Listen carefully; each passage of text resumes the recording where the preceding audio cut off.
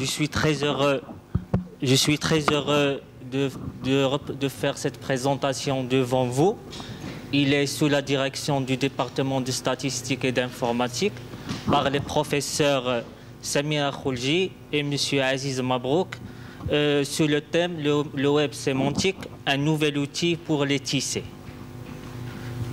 Le plan de ma présentation sera comme suivant. Je vais commencer par une introduction où je vais montrer l'utilité du web sémantique envers les tissés. Je parlerai par la suite des générations de web. Et je vais parler aussi des avantages et des inconvénients du web actuel.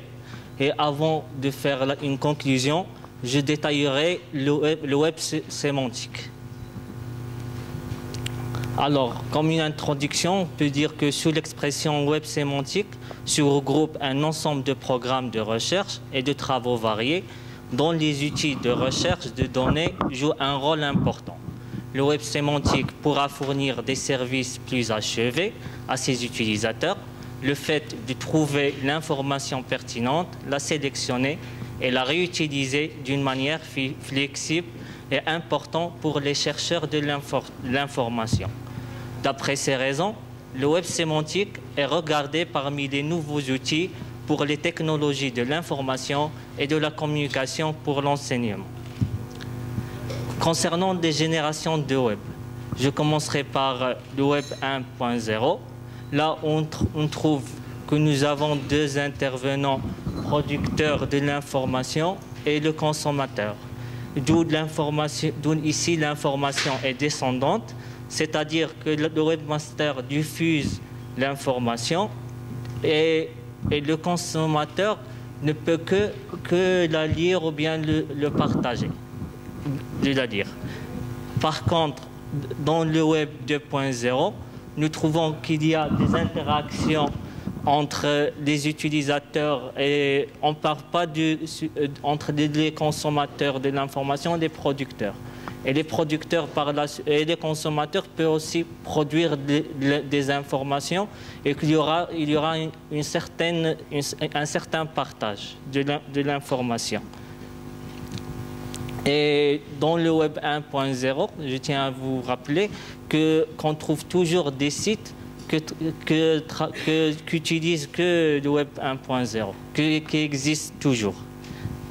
Concernant le web sémantique, nous trouvons, disons, la même hiérarchie de web 2.0. C'est juste que dans le web sémantique, on trouve des machines. C'est-à-dire ici, des machines analysent les ressources, c'est-à-dire le contenu du web, pour tirer l'information ici de cette personne, par exemple, qui cherche une information.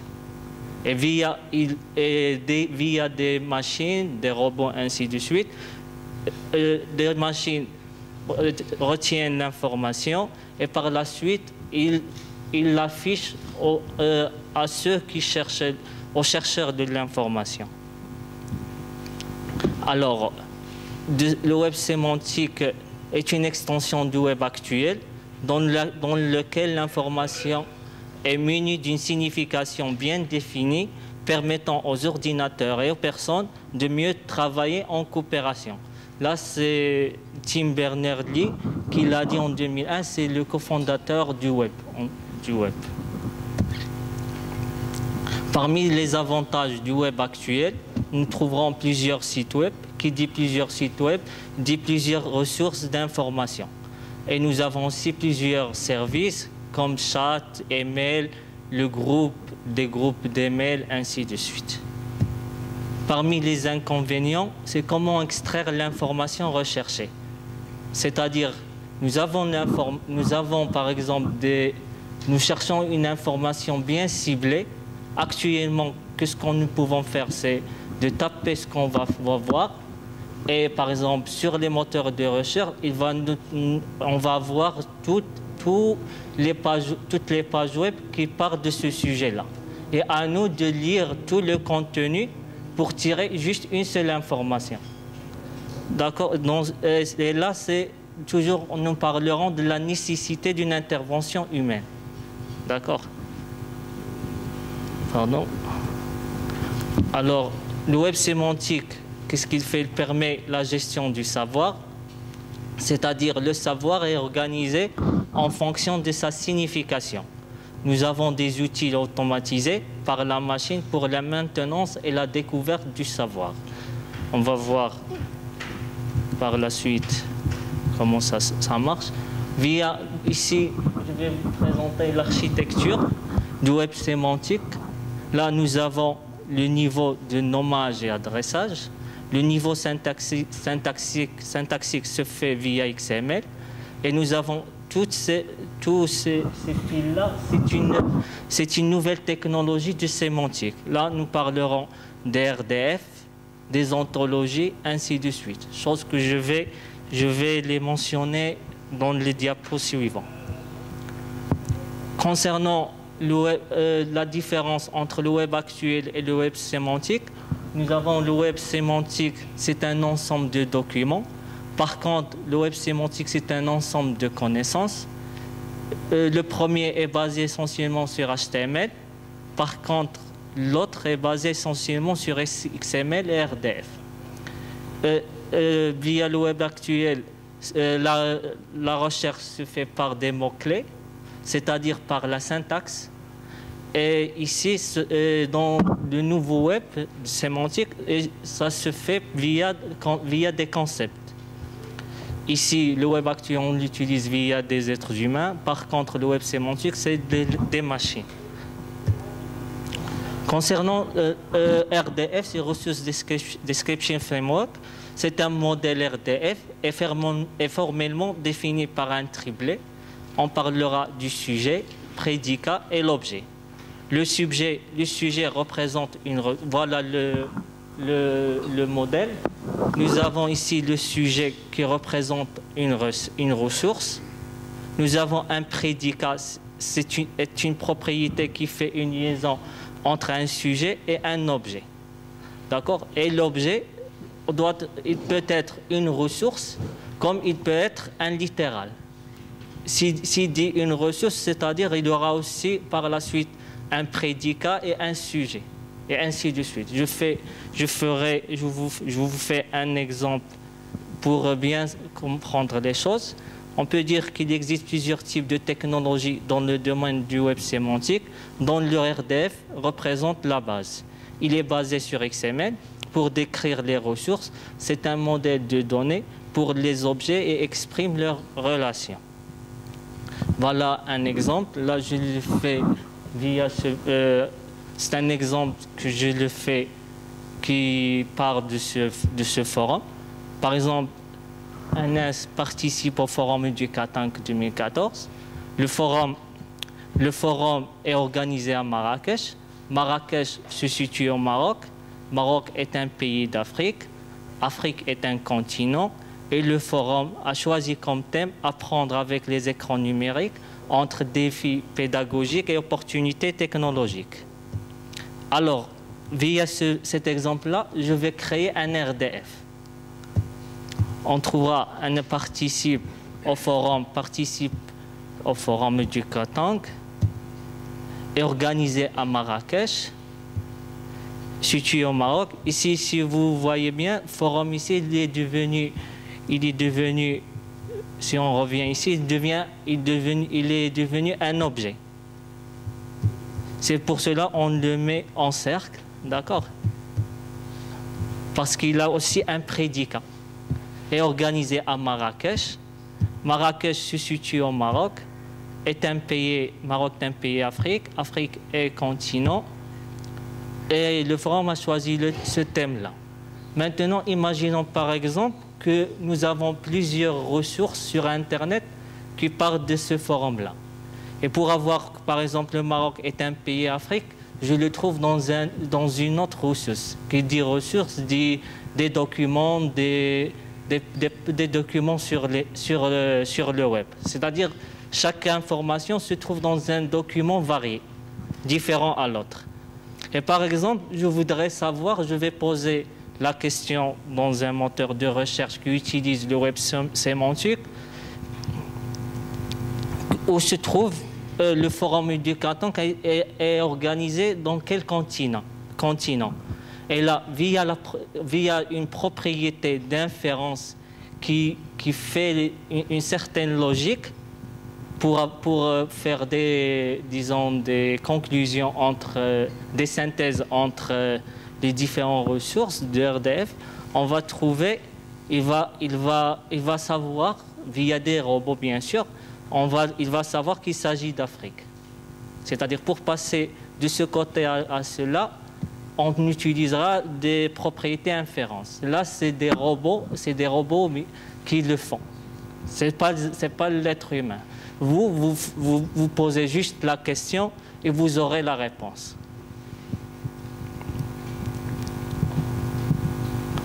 Oui, nous parlerons par la suite des ontologies. C'est pour créer des données en RDF, on utilise principalement ce qu'on appelle une ontologie.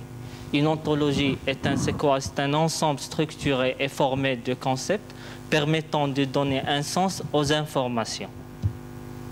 Nous parlerons de Web Ontology Language, ou bien nous avons aussi RDFS, c'est Resource Description Framework Scheme. Tous ces deux langages sont normés et développés par le W3C. Nous parlerons aussi de SparkQL, c'est Protocol and RDF Query Language, est un langage permettant d'effectuer des requêtes sur un graphe RDF. Il signifie littéralement protocole d'interrogation en langage RDF. Alors, le SparkQL est reconnu comme l'une des technologies clés du web sémantique, où le 15 janvier 2008, SparkQL 1.0 est devenu une recommandation officielle du W3C. Et en mars 2013, nous avons eu une nouvelle version de SparkQL 1.1.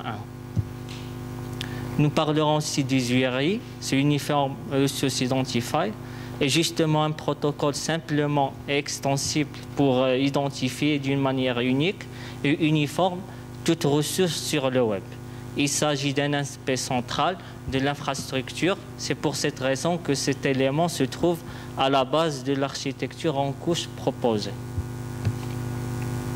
Comme il vise à réunir plusieurs recommandations concernant la localisation d'une ressource URL et son identifiant URL. Il est à noter que les données sont toujours encodées avec le jeu de caractères Unicode, couche de bas. C'est la couche de bas au niveau, bas de niveau au même titre que l'URI. On le trouve Unicode et URI dans la même couche physique de toute l'architecture que j'ai mentionnée tout à l'heure. Alors, concernant maintenant les moteurs de recherche sémantique. Actuellement, Google a travaillé dans ce domaine-là. Il a créé un graphe de connaissances. Juste en mai 2012, Google a annoncé son nouvel outil. Il essaie de connaître, via ce graphe-là, il essaie de connaître les interactions dans le monde réel à l'aide de ce graphe. Il sert à recueillir des informations sur les éléments du monde réel, qu'il s'agisse d'une personne, d'un livre, d'un film ou d'autres éléments de nature différente. C'est-à-dire, via ce graphe-là, nous cherchons une personne, par exemple, de célébrité, et il nous met des informations clés sur ce célébrité-là pour avoir ces informations d'une manière facile. On va voir un exemple, voilà. Par exemple, maintenant, si vous faites sur Google, vous tapez par exemple Leonardo da Vinci, là, vous aurez ces deux colonnes. C'est la page web qui est découpée de cette façon-là. Cette partie-là qui est à gauche, ça concerne, disons, une manière du web sémantique. Là, vous trouverez les informations sur Leonardo da Vinci. Il s'agit d'un peintre, sa naissance, la date de sa naissance, le lieu de sa naissance, décès aussi, la taille, la période de sa vie, il était par exemple de la haute Renaissance, ainsi de suite. Toutes ces informations, on peut trouver même ses œuvres. Quand, par exemple, on trouve ici la Joconde, ainsi de suite. Et là, on peut trouver même, il met en considération même des recherches associées, c'est-à-dire des recherches qui sont proches à Leonardo da Vinci. Et comme ça, cette manière-là, par exemple, ils sont connectés via des RDF. Si on va aller plus loin, nous trouvons que, par exemple, Leonardo da Vinci, il y a une propriété, dans un modèle RDF, dans ce modèle RDF, il y a un lien entre Leonardo da Vinci avec ces œuvres-là. C'est via ces liens-là qu'on obtient ces informations-là. Et je voudrais signaler ici que, comme action de Google, il a changé le nom de l'équipe de qualité de recherche à l'équipe de connaissances Google.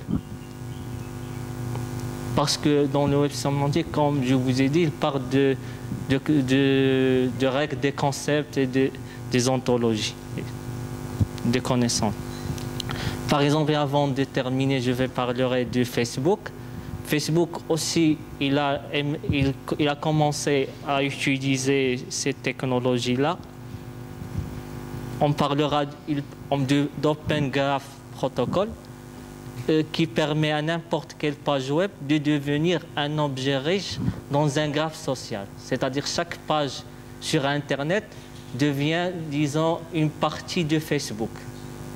Il est utilisé sur Facebook pour permettre à n'importe quelle page web d'avoir les mêmes fonctionnalités de tout autre objet sur Facebook.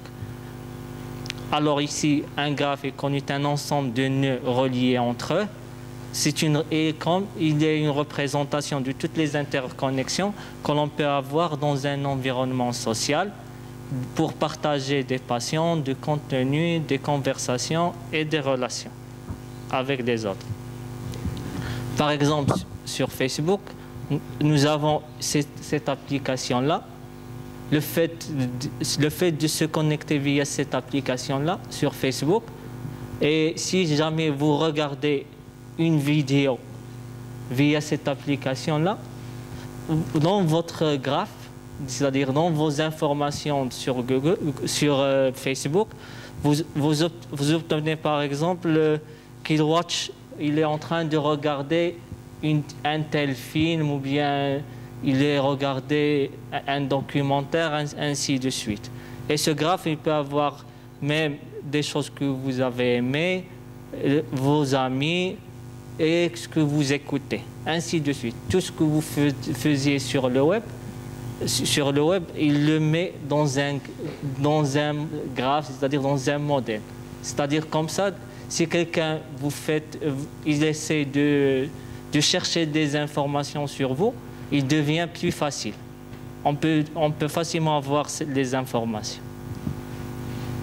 Et comme conclusion, j'aimerais bien dire que l'enjeu primordial des moteurs de recherche est d'offrir un meilleur service à l'utilisateur, et ceci grâce à l'évolution du web sémantique, ainsi qu'aux différentes technologies qui servent à améliorer les interactions et les interfaces utilisateurs. Et merci de votre attention.